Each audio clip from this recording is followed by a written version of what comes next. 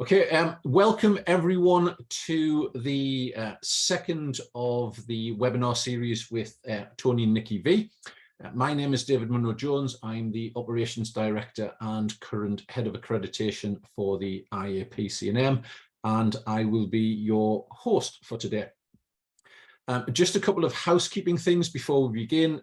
We encourage you to make your own notes as you see fit. Ask any questions you have, and if you think of questions after the webinar, by all means send them through. So let me tell you a little bit about Tony. I know of this information because I've printed it off from the information that I've been sent, so forgive me for reading it. Tony was a young entrepreneur when he won the national business competition where Sainsbury's came third and Richard Branson came second. I was well impressed by that, I have to say, when I read that. Yeah. He then gave his very successful aquarium business of 30 years to his sons and set out to find his missing happiness. On his journey, he wrote his first self-help book, It's All Energy, and became a coach to many entrepreneurs. When he met his wife, Nikki V, he created a €1 million intimate relationships coaching business with online programs, products, and events, and has since ran one of the UK's fastest growing coach training businesses known as Master Coach. His webinar today is loosely entitled How to Get Extraordinary Results with Your Clients with Alternative Mentoring and Coaching Strategies. And in no particular order, that includes things such as metaphors, stories, visuals, models, energy crystals, props, changing places, closed eye processes, outside in nature, role play, removing fears, etc., etc., etc. So with no more ado, Tony, I'm going to hand over to you, and the floor is yours, as they say. Oh, okay, fantastic. I wasn't sure how you were going to play it, David, whether you were going to ask me questions, but if you just want me to do a good old rant, then I'll go for it. So yeah, look, by all means. I think so. If you start with a good old rant, then I will comfortably chip in with a number of questions as we go through. What would be interesting, I think so, because I know a little bit about this, but I believe so. Like your journey into coaching was a slightly different route to that Nikki took. So perhaps a little bit about that first of all. Would be interesting, and then moving into your approach. Yeah, I think it's, you've done a good history. So I think, sharing that would be less valuable. So I think let me just start with saying what is alternative coaching look like. So I think what the way I've always said it is, imagine there are three sort of buckets that you could fish in as a coach. So there is number one, there's sort of what I would call the science route, where proof and evidence is the key. Now, of course, humans since the mid 1600s took a pathway because of people like Isaac Newton and his mates, the Newtonians, that sent humans down the very logical left brain scientific route. And today you have a lot of people who, unless you can prove something, unless you can evidentially prove it with studies and stuff like that, they're not prepared to accept it. And unfortunately, that's huge amounts of people. Now, of course, I always argue that, in fact, I always use a flip chart. Call me old-fashioned, but I love a good flip chart. And I used to put a dot right in the top of the flip chart and say, imagine that this huge piece of paper is everything that is discoverable, and the dot represents what science has actually discovered. So could it be true that there's way more to discover than science has already discovered? And my argument to that will be 1,000 times, definitely. So, human science, the human brain is minute compared to the possibility. So I think when we put ourselves only in the science bucket, we're limiting ourselves massively.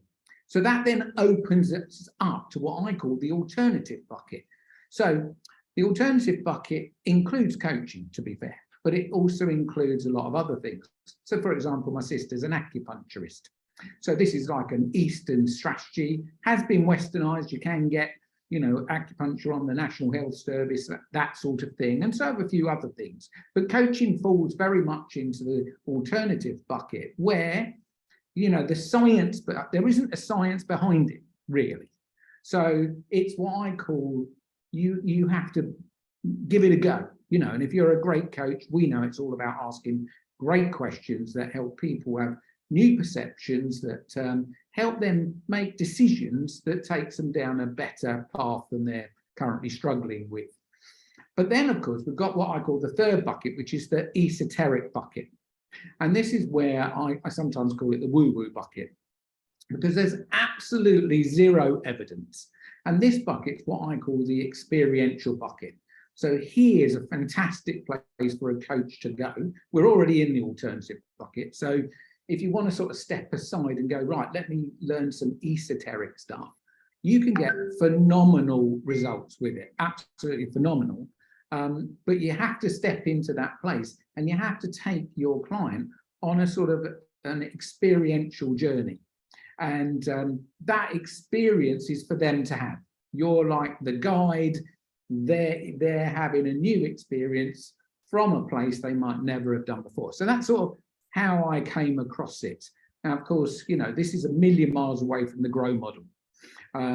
Where for me, bless it, the GROW model was never really meant to be a coaching model, to be honest, but it got used as a coaching model or adjusted as a coaching model. And for me, the challenge with it is that it tries to solve challenges at what I would describe as the surface level. And part of the, what we've always said is that, and this is a big statement, and you may or may not agree with this, but it's something that we have come to believe very strongly, which is when somebody comes to you with a problem, we call that the presenting problem. So they come to you with that problem, they're looking for you to assist them to resolve that problem. But our outright, saying, I used to say, let's not go 100%, but I'm 100% sure now, having done this for 20 years, that the presenting problem is never, which is a strong word, ever the real problem. So that means that the real problem is underneath, massively underneath the presenting problem. And it's our job to see if we can get, that's why we always called our process the V coaching strategy, because the V is like, here's the presenting problem at the top, and we need to get to the bottom, underneath, to the root.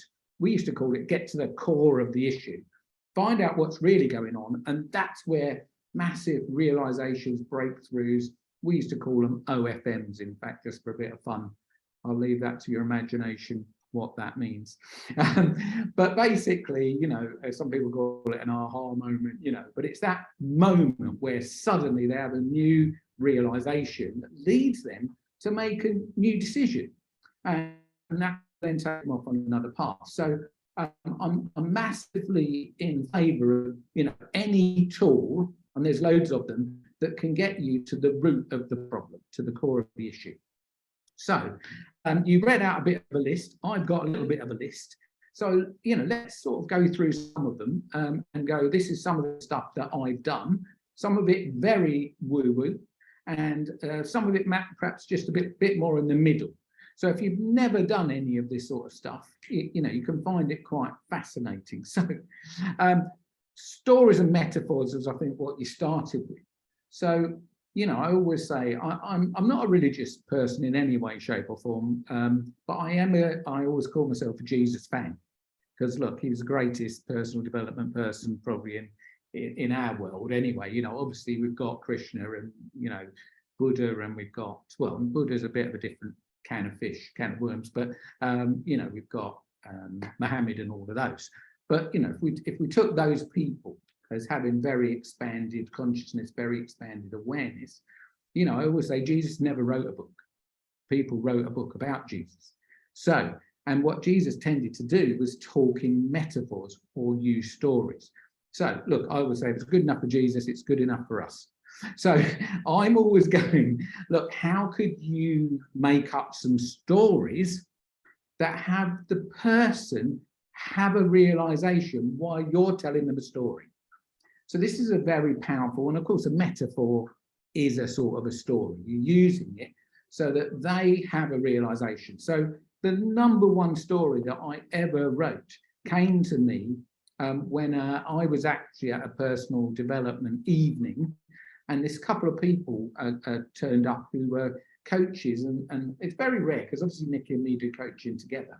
But this couple were a bit of an odd couple. They live in Hawaii. I've forgotten their names now, but anyway, it's 20 years ago.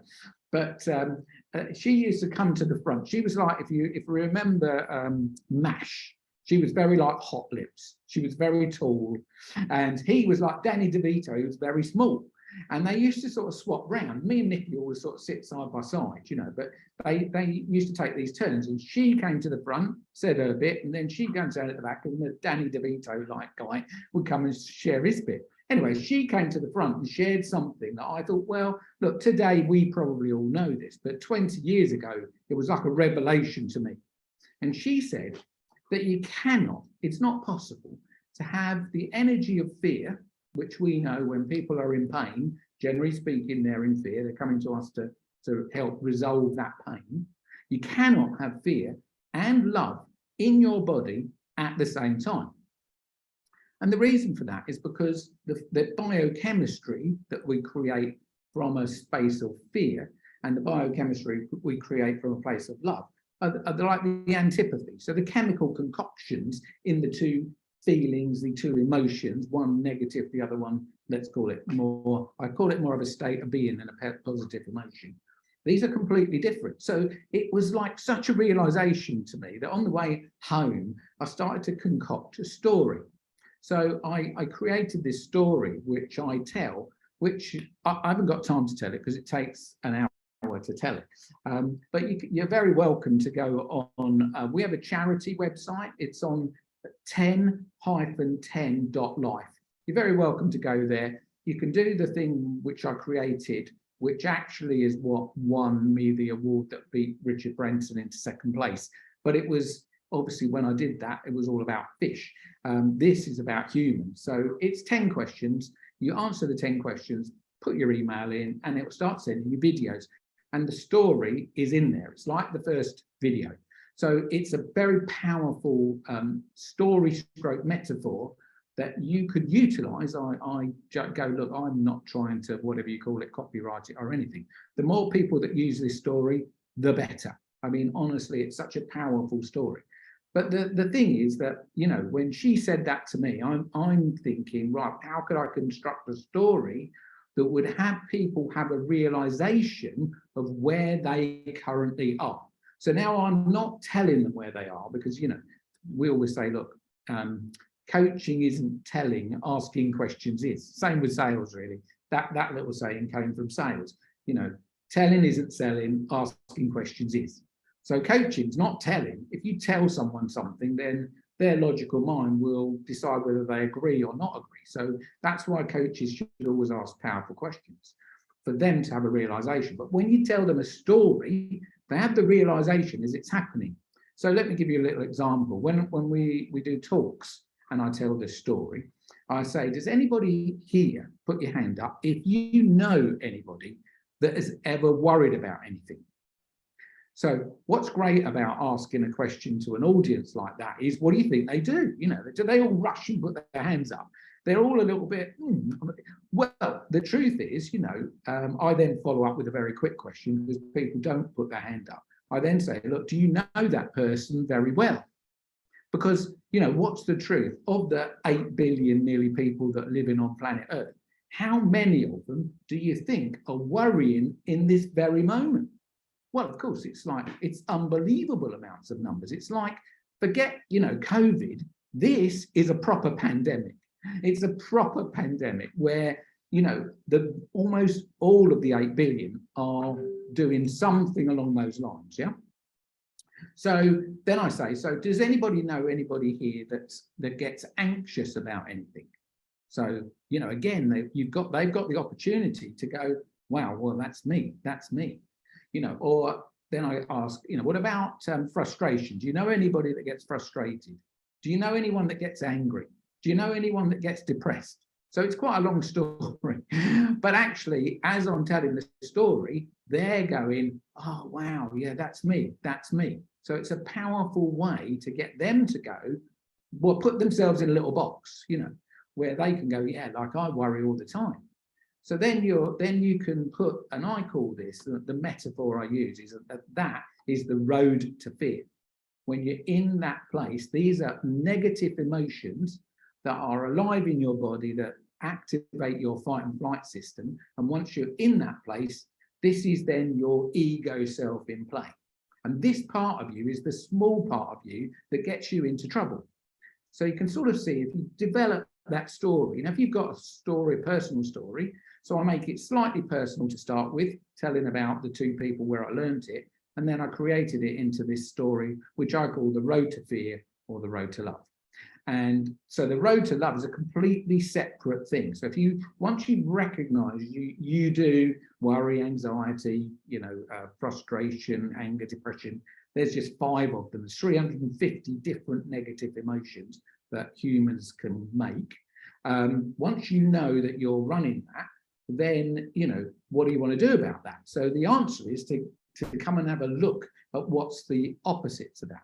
And so, you know, I go into what that looks like. So I'd encourage you to go and have a look at it. Sorry, I haven't got time to give it all to you, but if you've got a story that is like a metaphorical story, starts with you and takes the client on a journey that has them have a self-realization without you coaching them, that's a very good place to start. A very, very good place. So that's one of my favorite ways to, you know, start a talk, seminar. You know, if we do like a retreat, I'd often just tell that story because it's just hits them very, very hard, having them realize where they currently reside. And then that's not where they want to be. So you've already got underneath their surface issue. So that's one of them, yeah. If you've got any questions, please ask away about that. But so, was that a question, anyone? No? We're all good? Yeah, Julie's posed a question. Okay, which cool. is, Julie, do you want to ask it outright, or would you like me to ask it for you? Yeah, I'll take that as me. Let me just pull that up. So Julie is asking, but if you can't have both love and fear in your life at the same time, doesn't that mean anyone who is in an abusive relationship living with fear in their heart on account of their partner couldn't also love their children? Good question. Right, okay, good question, good question.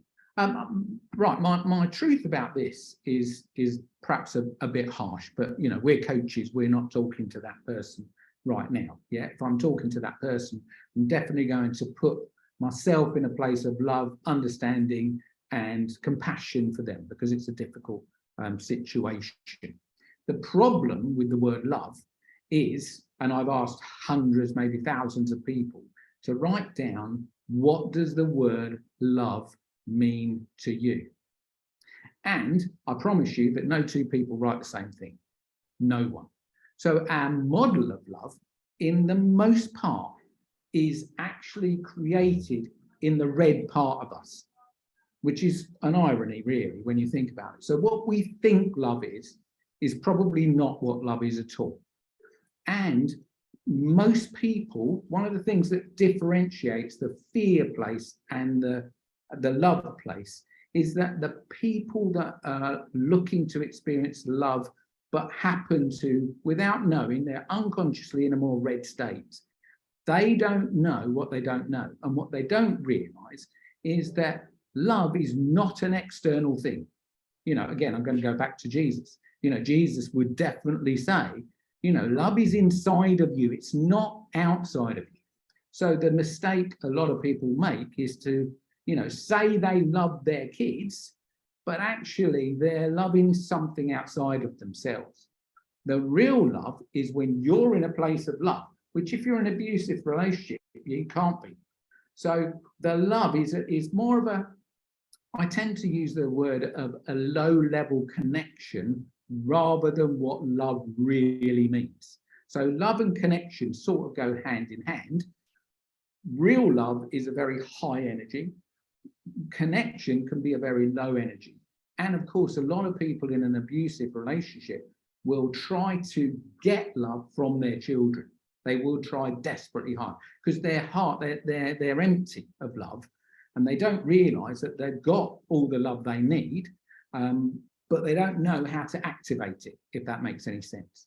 So it's sort of said, and you can read up about this, it's a very powerful thing to learn. The best book that I could recommend is called the book's called Power versus Force. If you've never read Power versus Force and you are a coach, definitely read it. It's a complex read, but it's very, very, very powerful to help us understand this differential between love, real love, which comes from within, not externally, and what we come to think love is, which is to try to get somebody or to have an external connection of love. So that would be my answer. I know that can be a bit contentious, but I think if, we haven't got loads of time here, but I trust that's given you some insight. But if you do get into Power versus Force, it's written by Dr. David Hawkins, who sadly passed, but it's a legacy beyond legacies. It's very, very powerful. He created a thing called the map of consciousness. And on the map of consciousness, I could share that with you, David, but it is on the internet. But you'll see the argument that when you're in an abusive relationship, your energy will be very, very low. And in that place, there is no love.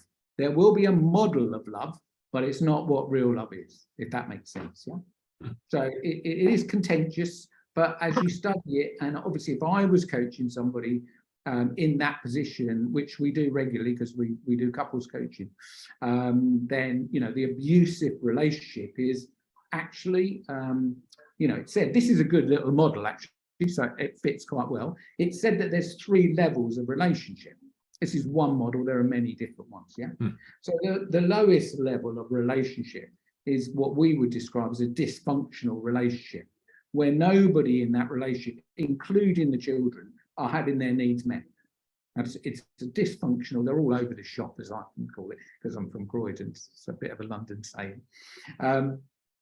The second level of relationship is where the person, so the woman would be looking to meet her own needs, and the man's looking to meet his own needs. So I often call this, they're 2 people sharing a house. Maybe they've got kids, maybe they haven't got kids, but the connection between them is quite low. So they're having their own needs met by themselves.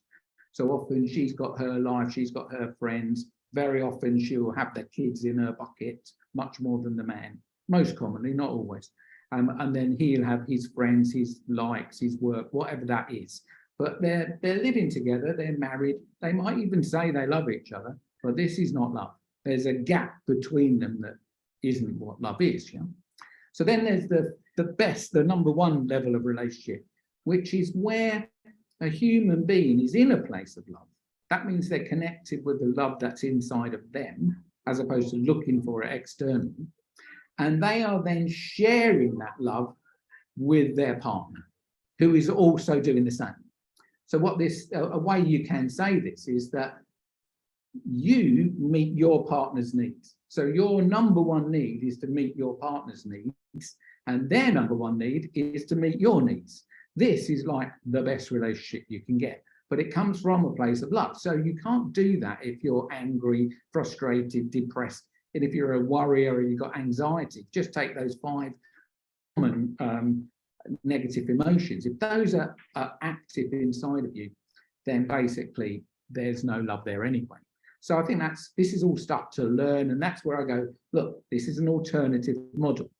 This is definitely alternative, and having somebody see that this is what they're doing without telling them, asking them questions, sharing the model, this is an unbelievably powerful way of opening them up to a new perspective where they'll make new decisions. So the red and the green thing that we do is unbelievably powerful. And it works quite quickly. Once they've got this model that, okay, because you can find out where they hang out, find out what negative emotions they've commonly got in their body. And once they know that, and you give them what the green looks like, then it's a case of them becoming aware that they're doing negative emotions. It's not, they're not the victim of it. It's not because that's what they think. They think their partner is doing things that are making them angry or frustrated. So as we always say in couples coaching, that, you know, nobody's ever rung up and said, look, I need a bit of help because I'm in a relationship and I'm the problem. They don't say that. They all say, look, you know, my partner does this, and they've all got the story of how the partner's terrible. And what they're really saying to you as the coach is, could you stop my partner doing what he's doing or she's doing to me? But you see how the red world is the place of the victim, because they think that it's happening to them, as opposed to the green world, which is tough, because on the David Hawkins model, this is way, way up there, not quite Jesus level, but we're halfway up there, where they start to see that they're creating. So the abused person, for example, which works both ways. There is slightly more men are abusive to women, but there are many women that are very abusive to men. Not quite as many, but it's still more common than you think. That they think it's happening to them. So our job as a coach is to help them change their perception, because when you're in the place of the victim, you can't do anything about it. It's like you've lost all your power. You can't make any decisions. You're full of negative emotions and your head is like just going 10 to the dozen and you're stuck. So our job is to help them see it from another way. So what have you do? It's a tough old question, this one. But, you know, and Nikki has various versions of this question. This is the toughest, hardest one. What might you be doing? Well, the softer ones, you know, if you were doing anything, what are you doing that's contributing to this disconnection that's happening? So that straight away, you know, it's tough, but it's asking them what they might be doing. And, you know, quite quickly, you have to be gentle to start with, because they can be very, whoa, hold on a minute, it's nothing to do with me, it's them. But actually, of course, as a coach, your job is to help the person that's in front of you, not to stop the other person doing something that they don't like. So that's the way I would handle it. And the red and the green model is unbelievably powerful to assist you to do that. So yeah, hopefully that answered you, Julie. It's a bit of a long answer. You're still frowning, so there's still left. Yeah, I'm just about to type and say I think that it's a very black and white view that you're expressing there, because I'm thinking in particular of children who've survived emotional abuse and grown up.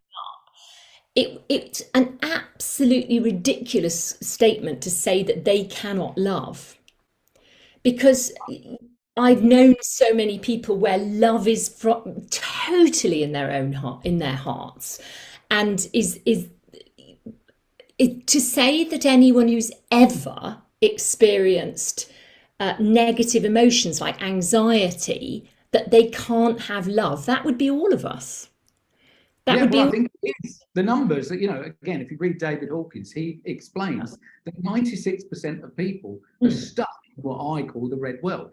So they're stuck because their mindset, their mind, their ego mind is operational 24/7, and they don't know that. Now, of course, our natural state, and this is where we, you know, as humans, if we could come back to nature, our natural state is love itself. What we've done is we've taught each other. We've taught each other to live in a place of fear, and we don't know that.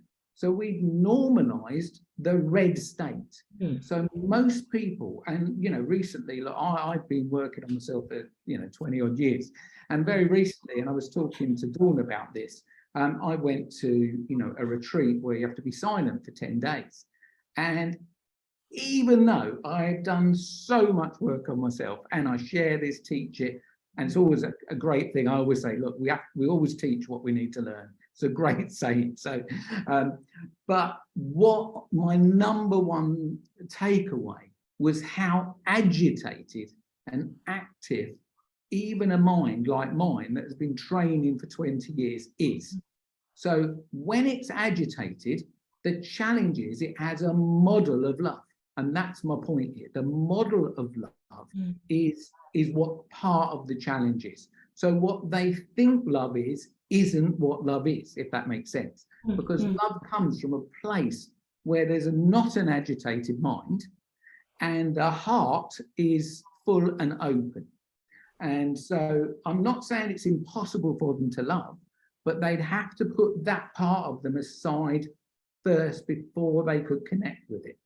So again, it comes back to the presenting problem not being the real problem. So when it comes to an abuse situation, or whether you're a child that struggled with abuse, because now we're in the past, yeah? So we then, if we got a challenge with abuse because we were abused when we were a child, it means that that negative emotion is still active inside of our body. And we could very likely, more than likely, be filtering our whole experience through that. And that will give you challenges. So yes, we could sympathize and understand, but I think we need to understand from a place of, again, it's you know, the whole point of this is learning some alternatives. But if we have resolved, if those situations, if a person's been through a lot of therapy and has put at rest those things, or if, I mean, I think what my problem with what you're saying is that it doesn't allow for, if you like, any salvation work in the heart, to put it in a very strange sort of way of saying it, but because your framework is saying there is no hope. Oh, no, your framework is saying if that has been your truth, that is your truth, that's your fact. And what I'm saying is that's a very I can't think of a way. You brought in the religious talk, so I'm going to have to go follow in through it because it's a very unredeemed viewpoint. And I would say that love doesn't have to come from, I mean, obviously we all come from our family experience, our primary family experience, but there are other things that we experience in life that teach us, as well as those very early memories. And what you're saying seems to condemn everybody by what their first experience was. And I think that to my mind, sounds like life without salvation, quite frankly. Okay, cool. Well, look, you know, it's not for me to sit and disagree. I mean, I just sort of feel, I guess what I'm saying is that we all of us, I'm trying to think of a way of saying this, we all of us, we are not just the facts that we are born with. Do you know what I mean? Those early things. We are all of the experiences that happen afterwards and all of the encounters. And I can think of situations where people have had other people in their lives who have transformed their original. So I mean, to take the example of the abusive thing, that what you're saying seems to say, if you experience that will be your truth. And what I'm trying to say is there are lots of truths. Because what you're sharing is your belief, okay? What I'm sharing is actually an alternative way of getting people to see something that they otherwise can't see, which is an alternative way of coaching them. What you're sharing is your beliefs about it, which is great. And you know, look, we've all got our own beliefs, and our own beliefs are at the root, or they're underneath a lot of people's challenges. So as a coach, for me, it's about tackling that. It's not about what I believe, whether you think I'm right or wrong.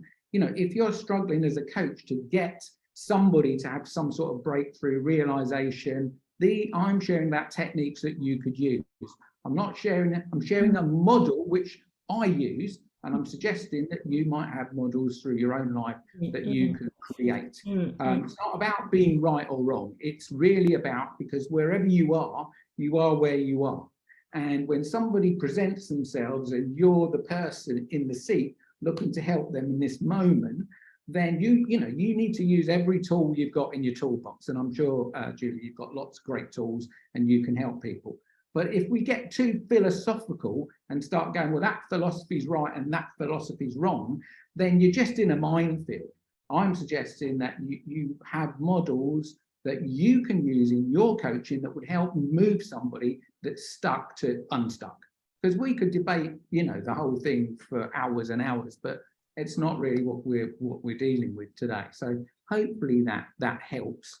And I would encourage you, if you've never come across David Hawkins' work, just have a little read of that book, because it'll definitely, because look, even as coaches, I had to go 20 years into a 10-day silent retreat to learn some little tweaks to my model of the world that had me really go, wow.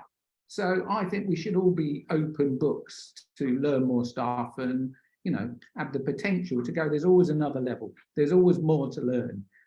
So yeah, anyway, let's carry on. So anybody else? Are we all good? We're all good. So what else could I share? I think there's, let's do something completely different, just because we can.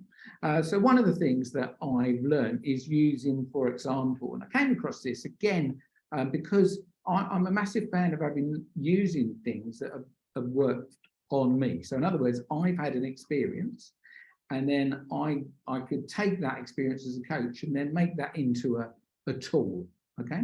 So, for example, I don't know if you're familiar, this is a bit, and the woo-woo bucket, it's definitely not in the woo-woo bucket in the Eastern world, it's definitely in the woo-woo bucket on the Western world, and that's like utilising the chakra system.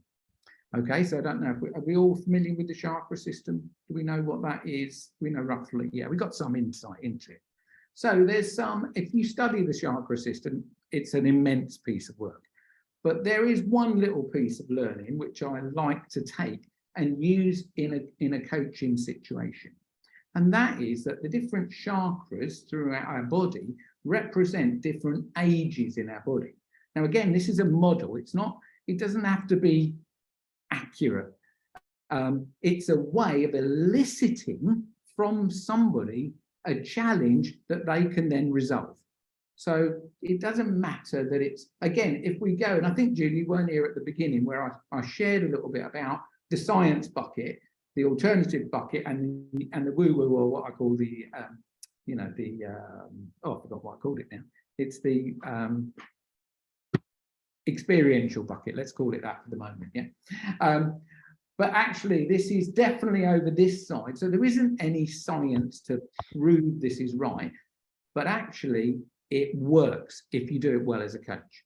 So in this particular situation, I would tend to have somebody laying down. So it can look more like a therapy, but actually it's a style of coaching. There's quite a lot of overlap in those two things. And, I go, no, there are no rules, as long as you have got your attention fixated on that person and your outcome is to help them get unstuck. I'm in my world, I'm open to help them achieve that. So I'm fascinated often by crystals. And so I learned a bit of crystal stuff, and I learned a little bit about the chakra system. And somebody did this process thing with me once. And so I just developed it into my own little model. So I can share what that looks like. And again, I'm encouraging you to go, well, what has worked on me that's helped me shift? And what could I do to replicate that if the tool arises in that moment? Because I'm not very prescriptive. If somebody comes to me, I've not got a series of questions from 1 to 10 that I'm going to ask them. I'm going to ask them questions, and then whatever comes to me in the moment intuitively, I just do that. Because I go, look, if it's come from that green part of me, that more intuitive part, then it's right, and just go with it. Yeah, trust your intuition, as I always say. So anyway, one of the things about the chakras is that each chakra represents an age band in your life. So the first chakra, the base chakra, represents roughly from when you were born to the age of 2. The second one from 2 to about 6. The third one from about 6 to when you become independent, which is different for different people. And then the fourth one, the heart one, from that time you start getting into relationships to when you're much older, more like, let's just sort of say 50, 60-ish.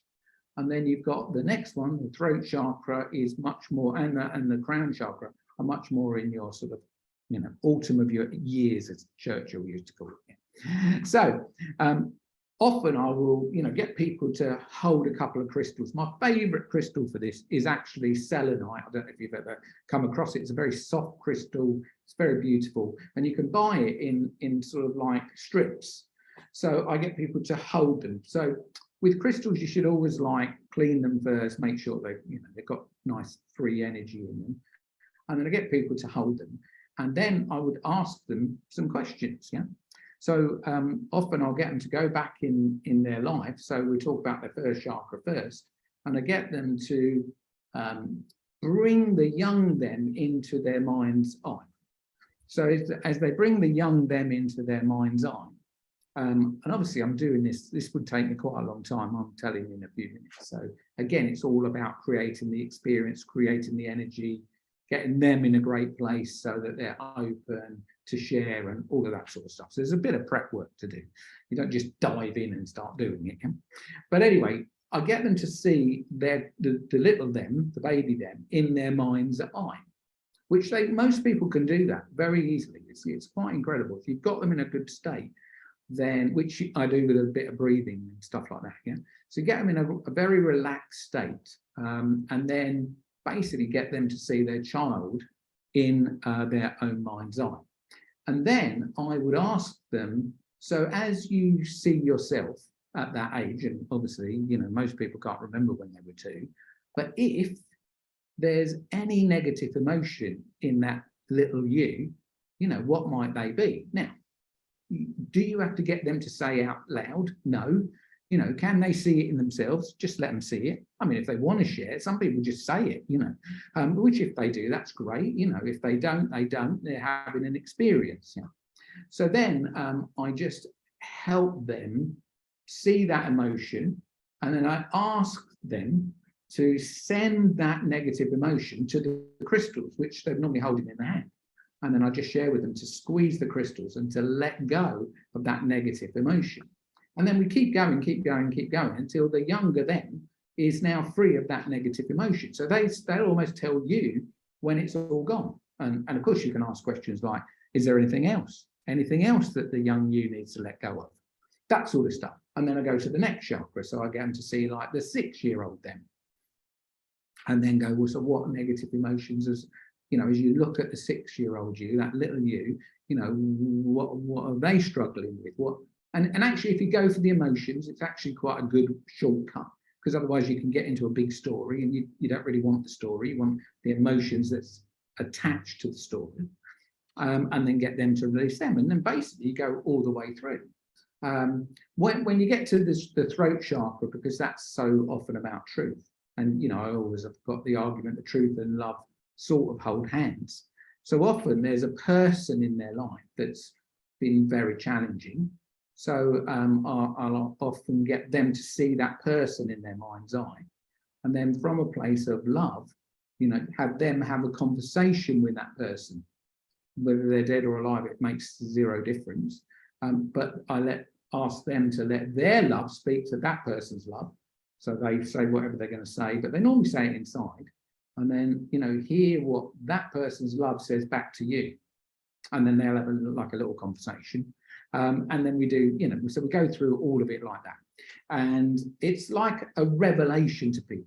A lot of letting go happens. And, they're squeezing the crystals, giving all this dark negative energy to the crystals. And it's a powerful alternative process, which, you could find ways that you could do something similar. Yes, I like to learn a bit about the chakras. Yes, I like to learn a bit about crystals. But look, it's what works for me.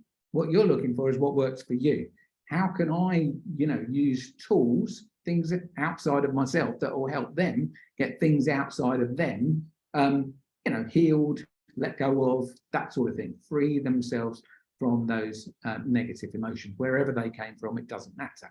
And of course, if you go to some, Eastern techniques, then you'll be talking, there's past lives as well, past lives, because, it definitely, there's some theories on that side of the world where, we're bringing in stuff from past lives. So you could deal with that as well. I've done quite a bit of past life therapy on myself.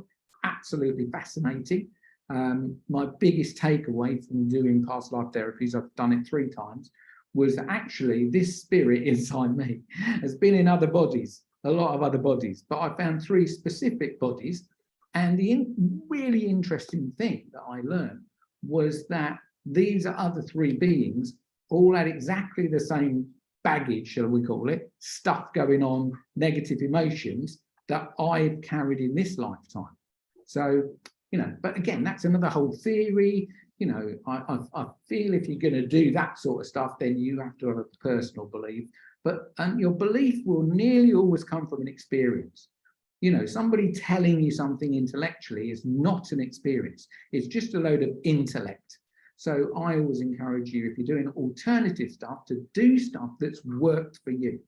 And, you know, if you're keen like I am to learn new things, then you become your own experiment. You know, let you go and do whatever it is that you're interested in this moment, have an experience. And then if you can build that into your coaching practice, it gives you, or can give you, a very unique edge where you can, you know, say that you do this sort of stuff. You don't have to say it. You know, I don't put a big thing out there going, I do crystal stuff. I've never done that. But if it comes into the moment, and that's the tool that comes out of my toolkit, I've got loads of tools in my toolkit, anything could come out. But the more variety you've got in there, in that moment, whatever comes to you, then I'd encourage you to use that. So any questions about that? It's a bit out there. Vicky's got a question for you, Tony. Oh, come on, Vicky, come on. Hi, Tony. Yes, I'm finding this very interesting because it's slightly in my bag, as it were. Cool.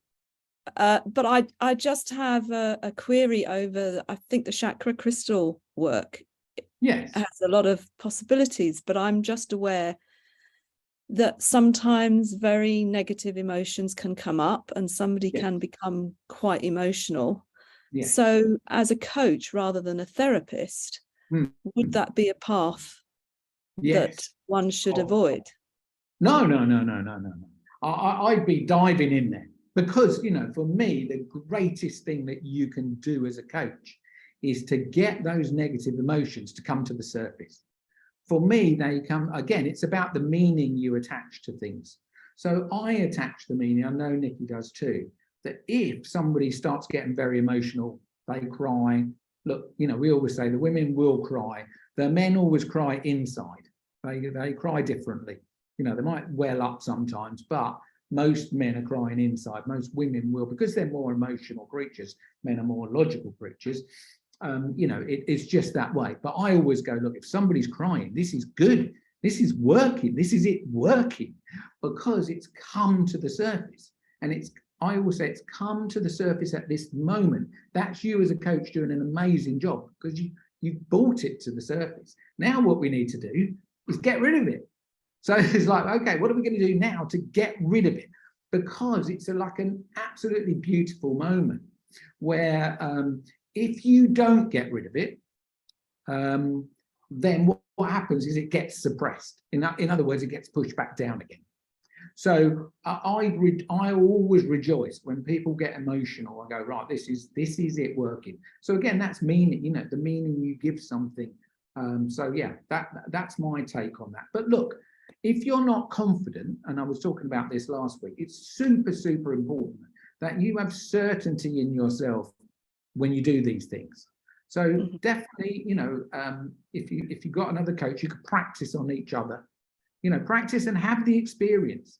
Because once you have the experience, it's like, wow, I could do that with somebody else in the moment if it called to me. Not prescriptive. No, I think you're right. I think when a client does cry, there is something there. But I suppose I just had a bad experience. Well, not a bad experience, but an experience that has made me aware in the past, before I was a life coach, where I was doing a visualization with a group of people and it was all very lovely. And then suddenly a woman got up and ran out of the room because I was talking about a beautiful garden, a park with all the flowers and everything else. And I had to go and see what it was, you know. I had to just leave the group for a moment. And it became clear that she had been a victim of an assault in a park. So okay. for me, Well, there you go. would Yeah, I yeah. have the skills to, yes. you know, because that's quite a deep traumatic thing. And look, when you're doing a group, So, I appreciate it's a big responsibility. And when something like that happens, I can only give you the example. We were in Italy. I'm in Italy now, funny enough, I'm in Sardinia. But we were in Italy, in Tuscany, doing a retreat for, actually, it was a Tony Robbins trainer who was running a group therapy for a group of Australian women. Yeah. Anyway, this one woman was there, and you know, the coach, which I was a bit shocked at, was going, oh, we need to be very careful of, I can't remember her name, I wouldn't use it anyway, but let's just call her Gloria. Just be careful with Gloria, because her husband died a year ago, and we're now going to be talking about relationships, and you know, we don't want to like tap her button. Well, we're going, if her button's are tapped, we're going, that's it working. You see, so I always have a positive around it, you know.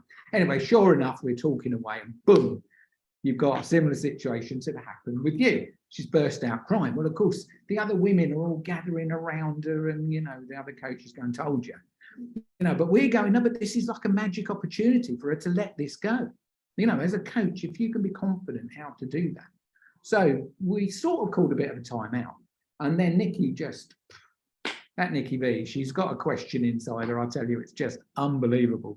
How, again, she relies on her intuitive self. And in that moment, she went over to the lady. She got all the others to go and have a cup of tea. And she just said to her this question, which is, look, do you want to resolve this? Do you want to resolve this? And, you know, the old NLP adage is, when would now be a good time to resolve this, you know? Because, look, she's been in pain for a year. So by just pushing it all back down and mollycoddling her, we're making it worse. We're not making it better. But it takes a bit of guts. And obviously you've got to control all the other people, which is not necessarily easy. Anyway, a miracle happened, because the woman's gone, yes, I do. Yes, I do. And so Nikki then asked a follow-up question, which like blew me out of the water. She said to her, so what would happen if this was resolved? That's a very tough situation. Because look, that woman's still associated to the problem in the park. So she thinks about a park, boom, up comes the negative emotion, whatever it is. There's going to be a whole multitude of them. The chemistry to go with it. She goes into the fear. And then what we run the risk of doing is just pushing it back down. Our job's to get it out. Help her see it with a new eyes, so that she suddenly, instead of feeling disempowered every time she thinks of a park, otherwise, you know, she's going to go through her whole life, you know, frightened of being in the park or whatever. Our job as a coach is to help her frame it differently, so suddenly she sets herself free and can go in the park and see it differently. And that's what Nikki did with those couple of questions. And the answer to the question, see, that's what I love about a great, powerful question. So when Nikki asked her, so what would happen if you did resolve this? She said, like, you'd never see this coming. She said, my children would talk to me again. Now, she had 3 children, yeah? And all of them are like, they just don't know what to do with her, because she's a complete nightmare for a whole year, because she's in, you know, some people might call it grief, but let's just call it, she's just in a terrible, negatively emotional stuck state. We always want to give it a label. So let's call it, you know, a heavy grief. But of course, in that moment, it was like, something happened by just asking those questions. Nikki didn't have to do anything else. Like, we got the other women back. She's gone from being a crying mess to getting a notepad and taking notes. And she's like, she's gone through it. She's come out of it because of those 2 questions. Do you want to get this sorted? And what would happen if you did? Wow, that's it. So, but look, you do have to be brave. You do. And I know when you're in a group, you have to be, look, as the coach, you have to be the leader. You have to be in control at all times. And I appreciate that takes time, practice, experience, you know, doing that on your first go. And I've had people run out all the time, you know. But of course, we are blessed, there's 2 of us. So one of us goes running after him, you know, and gets them back in the room. I mean, that's what happens at Tony Robbins' event. They've got a load of people around the outside. Tony sets off their buttons, taps their buttons. They all run out the room, and the coaches go outside and ask them a few questions and get them back in the room. And I've had that happen to me. There was one thing Tony Robbins did once, had me, like, I was like ejected out of the room. And a woman who thankfully came and got me. And she said to me, how would it be? Great question. How would it be that what Tony's sharing right now is the very thing that you need to hear? And that got me back in the room. And that day, I learned something which we teach today, that if I'd have done a runner, I'd have never learned. So honestly, you know, well, again, it's a Tony Robbinsism, always going on about him, but you know, as a coach, we need to do whatever it takes to help these people get a result. That's it. So, but yeah, look, thank you for sharing, because I know what it's like. It is tough when somebody does that, but yeah, we just have to like get more courageous and move towards it, and you know, bring them back in the room. One of the things that I've seen Nikki do, I've definitely done it as well, is to hot seat with that person. So for example, she's run out. Like, imagine you're in front of her, you said a dozen people or whatever, and you ask her the question, do you want to resolve this? She says yes, because she's very unlikely to say, no, I don't want to resolve it. And then put her in the hot seat and coach her one-to-one with the other people watching. If you could be brave and do that, you can give 12 people an incredible experience of the power of coaching by just asking her a few questions.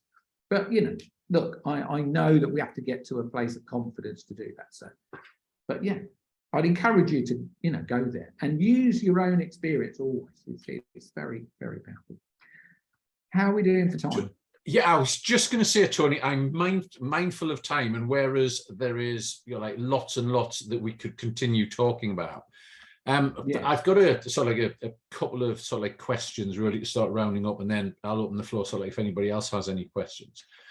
For those people who, for those people who've joined us, for those people who haven't been able to, so like, you know, or listening to the recording, the challenge quite often, you know, like to move across into something that you're unfamiliar with, or that sounds a little bit off the wall, or yeah, so like a little bit, you know, like like woo woo. And I hold my hands up with that as well. And Dawn and I have had many a conversation where I've gone, yeah, that sounds fun. No, not for me. Yeah. What is what is the encouragement? You know, like what is the, you know, like the guidance that you would say to people, and so like, in order to start that journey, or at least have a look for the things that will work for you that are less mainstream? Because something that you said, it was when you were talking about the book by Hawkins, that I think is really important, is to look for things that are off mainstream. You know, not key in, you know, like what's a good coaching book or what's a good mentoring book, is to ask that question, what are other people reading? What have they written? You know, what's the title that I wouldn't normally look for? And I've got a list of books of titles that I would never have thought of looking, and the one that you've recommended is the same. So, you know, what is the guidance that you would say to people? Like, this is where you start, and this is, you know, these are the initial steps that you want to be taking. It's a great question, David. I think I've sort of already said it, but let me say it more clearly. That I suggest you only use alternative methods where you personally have had an experience that's worked for you. Okay, so I believe as a coach, we should always be training. We should always be, and that's what, you know, CPD is all about. But I do think sometimes, look, you know, let me be honest, some CPD type stuff can be very intellectual, whereas actually experiential learning, I believe, is way better than intellectual learning. And the reason I believe that is because anything that you experience can become a solid belief of yours. If it's worked on you, you know it's worked on you. You now have a solid belief. When you learn intellectually, what's happening is somebody else is giving you information that you then have, you know, sort of like a blind faith in. You go, well, okay, I learned that, and I haven't experienced it, but now let me go and use it. And that's why I'm such a fan of the alternative stuff. But to do that, you need to be on your own journey. And I think I remember going to one thing. I did this spiritual retreat in 2010. Okay, so I was born on the 10th of October, so I always call myself a 10-10 baby. And that's why I call, you know, our charity, the 10-10 charity, how to live a 10 out of 10 life experience. That I'm always going on about that. But in 10-10, on 2010, I went to a conference in America. It was in north of Little Rock, which is actually a place where the mountain is made of crystal. And I went to a crystal mine, bought a couple of crystals, stuff like that. I just thought that was fascinating. Anyway, this guy came on who, and I might have shared this before with the IAPC&M, but anyway, it's a different recording. But anyway, this guy came on and he asked, because it was much more of a healer type thing than a coach type thing. But look, in the alternatives, there's a lot of overlap. And anyway, he said, you know, who is a healer? Wow, well, there's 300 people there, like, you know, 295 hands went up. They were all proudly going, oh, yes, I'm a healer, you know. And then he said, he's American as well, so he swore, which I won't do. He said, so you are the most messed up people on the planet. Yeah, because he said, that is why you've come to healing. So I think that can be true of us coaches as well. Is it a possibility that we come to coaching because we need to be coached ourselves? You know, this whole, we love it, you know, you teach what you need to learn. So if you are a coach, you should have a coach. And this is what CPD is about, doing it with a partner. So, you know, learning something with, you know, two of you doing it.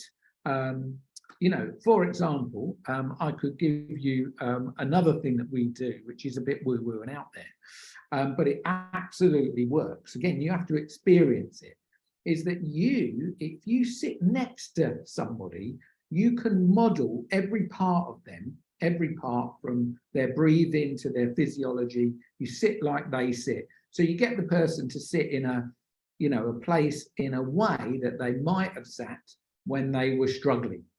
Yeah, so you pick up all their physiology, their breathing and everything. And then you model that. So you put yourself in exactly, you could do it with 3 people actually. So actually you've got sort of a watcher. You've got the person doing their thing, you've got you, and then you've got somebody getting you in exactly the right place. And then what you do is you share what you think they're thinking, because you're modeling their everything.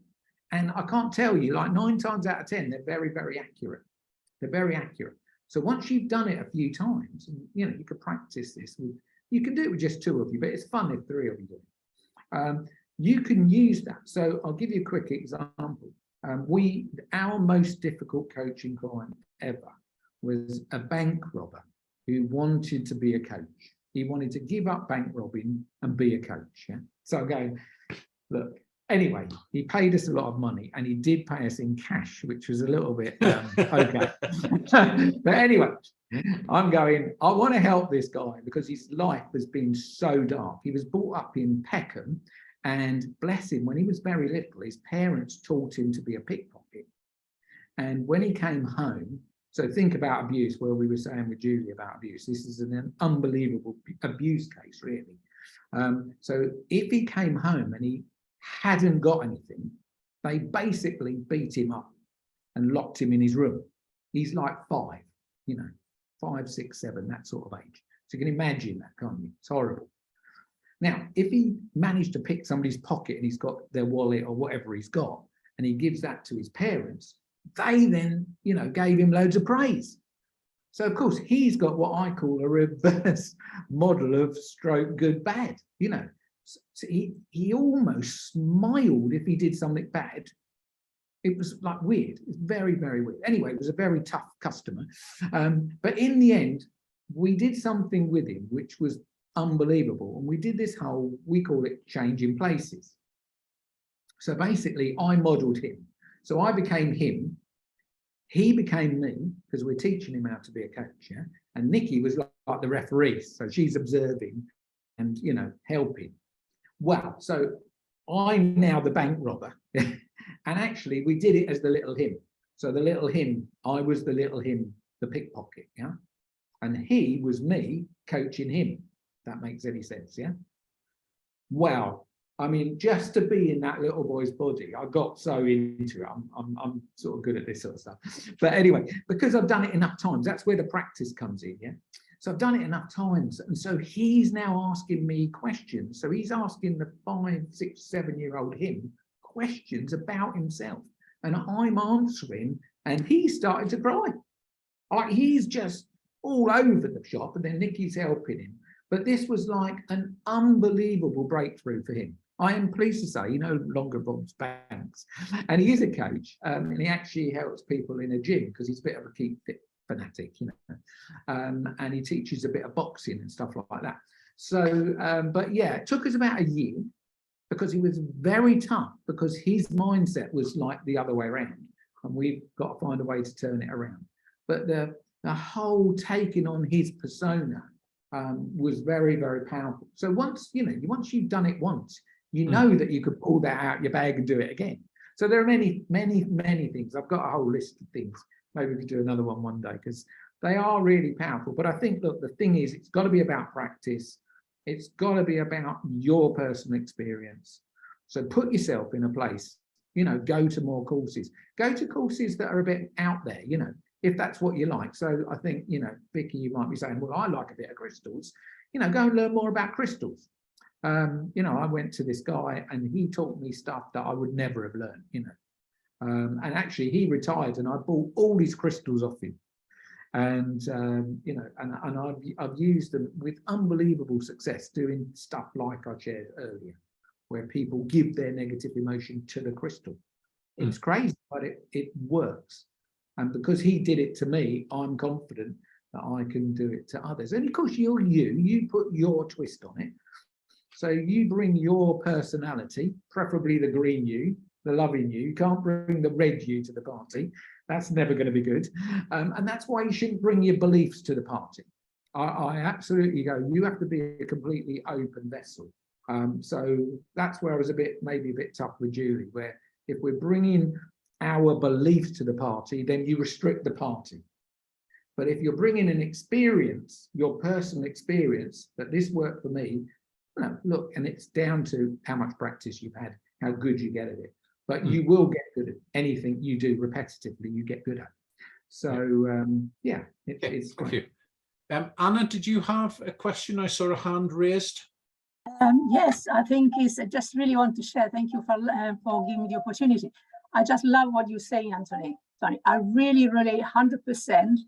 And perhaps from today, I will be calling myself an alternative mentoring and coaching, because like you experience something, and authentically, that is what's so fundamental. You authentically share your experience. So you're not telling them what they should do. You say, this is what I have experienced, so it has worked for you. I really love it. Thank you very much. I just wanted to have your opportunity. Well, thank you for sharing. Thank you. And there's loads more, you know, so I think keep putting yourself in a place of a learning place, but also not just learning coaching, you know, because I remember being my first coaching, you know, I never take notes, ever do I take notes, because I'm dyslexic. I can't even read my own writing. But I do remember when I started to be a coach, there were so many questions, I thought, I need to write these questions down. I need to learn these questions, parrot fashion, you know, so I've got them. And then, you know, I realized that you don't need to do that. You know, it's all inside of you. You just have to trust and do it enough. And that's where practice is super powerful. So I'm a fan of buddying up. You know, obviously in the IAPC&M, there's loads of coaches. You can ask for a buddy. I don't know if you recommend that, Dawn or David, but I think doing buddy stuff, or there's 3 of you, you know, 3 of you is really great. Get together and, you know, try something on that's completely different, or go and do some therapies. You know, we lived in Austria for a while, and we had some downtime. We went to this hotel in south of Vienna. And there was a woman in there in Austria at the time. This is like 2005 or something like that. There was a lady there, an Indian lady. There's very few ethnic people in Austria at the time. They're just all Austrian, you know, not multicultural like London, where I come from. You know. Anyway, there was this Indian lady doing this, you know, massage. I thought, well, I'm in there. I'll get me a massage. You know. So I said, so what sort of massage do you do? Anyway, she did 2 things that I've never experienced. She said, well, I do this thing called a hot oil massage. Well, okay, that sounds like, what sort of oil? Is it Mazola? Or, You know, what are you going to do with it? You know, and she said, I'm going to pour it on your forehead. Okay, how hot is it? Anyway, I'm asking questions, you know. Anyway, I go, okay, give it a go. Anyway, it didn't really do much for me. It was an interesting experience, but I have never poured oil on anybody because it didn't do it for me. But then she said, I've got this singing bowl, this Tibetan singing bowl. And she said, I put it on your body and I give it a bit of a whack. And then the vibration goes through your body. I go, oh, I'll have one of those as well then. So I had one hot oil and one Tibetan singing bowl thing, you know. Anyway, the Tibetan singing bowl, I can't tell you what happened. I just went somewhere I'd never been before. I felt rejuvenated. I felt completely fresh. So I remember coming out of there and I was a bit, oh, I'm all in the clouds going, wow, I feel like I've just let go of a load of old stuff, you know. And all she's done is put a bowl on me and done it, you know. She didn't even ask me any questions. But in that moment, I'm going, I could do that. I could do that. So I went to a music shop in Vienna and I bought a set. You know, I can't just buy one bowl. I bought a set of singing bowls. Because I don't know anything about music. Each chakra, we were talking about chakras, has got like a note that goes with it. So I said to the woman in the music shop, look, I know nothing about music, but I need one with a C, one with a D, one with an E, one with an F, you know, and I went through the chakras. I said, I need a singing bowl for each one of these sounds. And my idea was to put it on to a chakra and then give it a ding and think, would it clear somebody's negative energy in that position? I can't tell you, I've done it to hundreds of people. I love doing it. The people love it. And the release that they get from it of their old stuff, let's call it, is huge. Look, and if I hadn't have had that massage, I'd have never learned that. So I just think, you know, get out there, do something, have an experience, and then go, how could I put that into my coaching basket? Because it worked for me. And then it gives you some very unique tools. I don't know anybody else that does what I do with the singing bowls and the crystals, because I invented it, you know, I did it my way. And, you know, yes, you can, like Nikki's a journey therapist. I don't know if you know Brandon Bays and the journey. So Nikki's developed the journey in her own, with her own twist on it. But basically it's a therapy that's got a set of steps to it, yeah.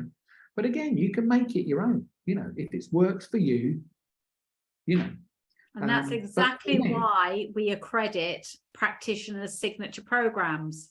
So when they've adapted something that is uniquely theirs, and they want to have their course accredited, it's a flat fee of £599. You'll get a certificate for an accredited signature program. You'll get a certificate so that if you're out there competing with other programs that are similar to yours, whether it's relationship coaching, whether it's weight loss, finance, planning, whatever, at least yours is accredited. So that's another benefit just to the IAPC&M members, which is exactly what Tony's saying.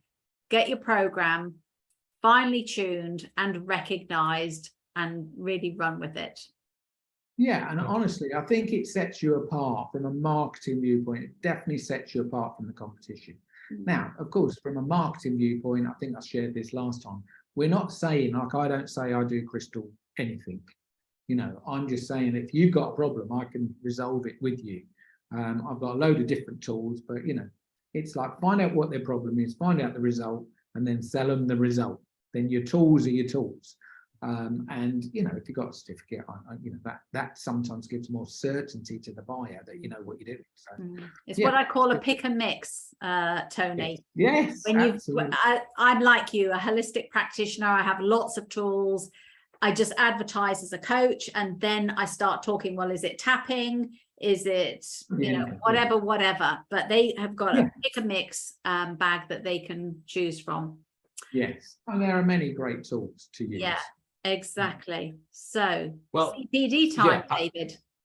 I am going to have to call it sort of call time, because there are so many different strands that I could go off on. What I would say from sort of like personal experience of looking at something before I've tried it, and I'm going to use sort of like acupuncture as the example, because it was one of the things that you mentioned.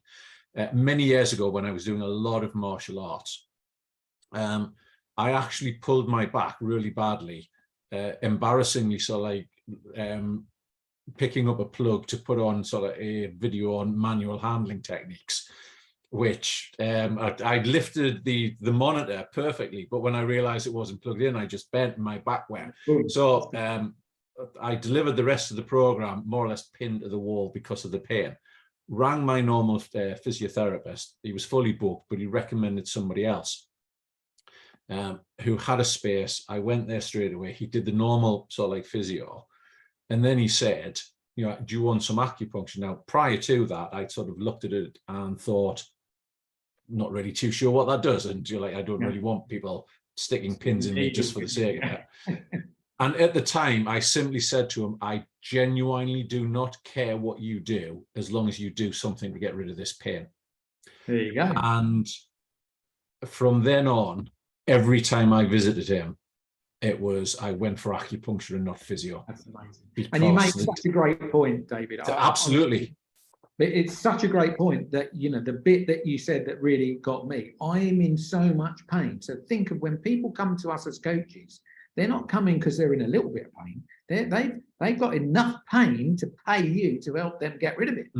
So when they're in enough pain, you know, that's why a great question is, you know, we call it a leverage question, is what's going to happen if you don't get this sorted? And of course, that induces more pain, which will then get them to go, right, and if you know, if they trust you, you'll be the one, just like you had to trust him with something you didn't know about. But you know, if it sorted it out, that's where we want to get to. Yeah, it's definitely absolutely. A very good place to be now. Don't get me wrong, I'm still marginally traumatized by when I told him I had hay fever and I ended up with 4 needles, so like either side of each nostril. Yeah. Which he didn't tell me about, and he admittedly said afterwards. Yeah, so for everybody, so like the encouragement for those live, so like for those listening, is to consider what can you do for your own CPD, for your own like personal development. I mean, interestingly, not things that have come up. If I share some of the things for me, I love this idea of sort of like power versus force. That lends itself so like to my logical mind, and some of the other things that came up so like got me thinking about other things that I've studied in the past that I'd like to revisit. So the things for me around the release of endorphins and serotonin and dopamine, you know, like and what's going on so like around that. I loved the metaphors. You know, I really enjoy metaphors is one of the things that I like pulling out of. I like pulling quotes out of so like films, you know, like and making those connections. So the encouragement for everybody is, you know, identify so like what's useful for you. But my other encouragement based on what Tony's gone through is don't do something that's necessarily safe. That's, oh, well, I've done a bit of this and build on it. You know, what could just stretch you a little bit to, you know what, I've heard about this. Maybe I want to go and have a look at that, you know, like a little bit more. You know, what else could I do? So, you know, if it is metaphors, if it is visualizations, you know, have a look at something like that. You know, there is oodles and oodles of information out there. If it's not on Google, it'll be on YouTube. If it's not on YouTube, it'll be on TED Talks. If it's not on TED Talks, it'll be in Amazon. And my encouragement is always, you know, like, go out there and read something that's a little bit different. And the first encouragement is, you know, start with the book, you know, that Tony recommended. Yeah. And keep hanging out with people like Tony or whoever it is that you aspire to. Yeah.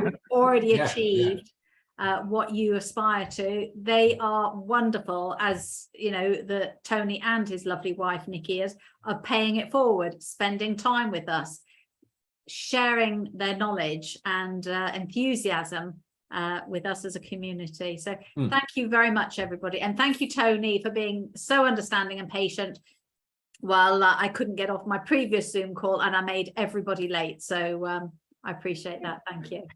It's all but well worth waiting for. I would say. So for those of you, there is another session tomorrow with Nikki talking about the perils and the pitfalls that corporate coaches fall into. So anybody who's interested in corporate coaching, great one. you know, we hope to see you there. I'll certainly be there for that. Next week, we have Double Bubble, hopefully starting on time, no small dig. where we have both Tony and Nikki together. And you won't get a word in edgeways, David. I can promise you that. Yeah, I'm gonna try.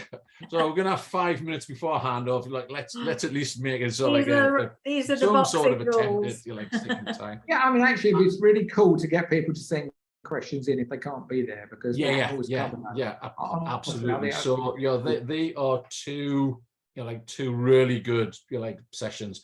I'm really enjoyed the session with Nikki last week. I've thoroughly enjoyed the one with Tony this week. I'm looking forward to tomorrow, and I'm really looking forward to both Nikki and Tony together. So I'm hoping that everybody who's listening to this can join us. If you can't, a recording will be available. But for everybody, thank you very much for listening. Thank you very much for tuning in. Please take care, stay safe. And for those of you who aren't coaches, reach out, start working with a coach or a mentor. Yeah, thank you. Thank you. Bye for now. Bye-bye. Bye, everyone.